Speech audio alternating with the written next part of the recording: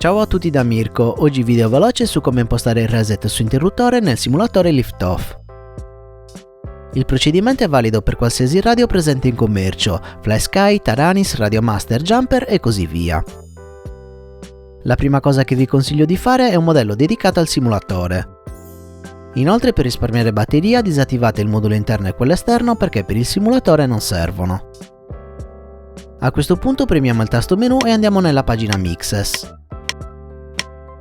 Qui dobbiamo associare una switch ad un canale, quindi vado nel canale numero 5 e premo invio. Ora mi sposto on source e premo invio. A questo punto muovo l'interruttore che voglio assegnare al reset, per me va bene questo.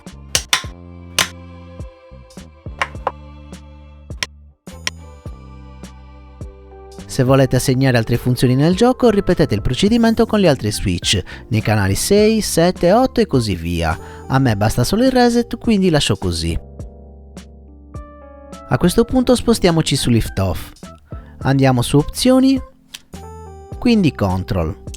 Se non l'avete ancora fatto è necessario calibrare il radiocomando. Io l'ho già fatto, quindi salto questo passaggio. Il procedimento comunque è molto semplice, seguite le indicazioni a schermo e fate subito. Dopo aver calibrato il radiocomando, clicchiamo su Button. Questo messaggio possiamo anche ignorarlo cliccando Cancella.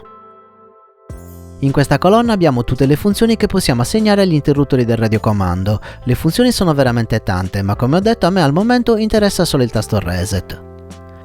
Quindi clicco su Reset e semplicemente muovo l'interruttore che ho assegnato prima. Come vedete l'interruttore viene riconosciuto automaticamente, non mi rimane che cliccare conferma. A questo punto posso salvare e uscire.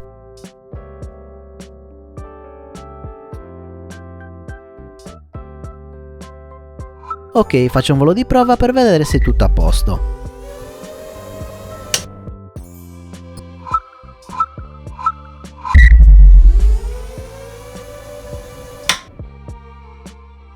Perfetto, il tasto Reset è associato all'interruttore, non c'è più bisogno di premere la R sulla tastiera.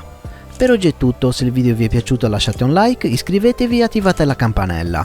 Per supportare il canale vi ricordo di acquistare sempre attraverso il link in descrizione o diventando miei patrons cliccando il link a fine video.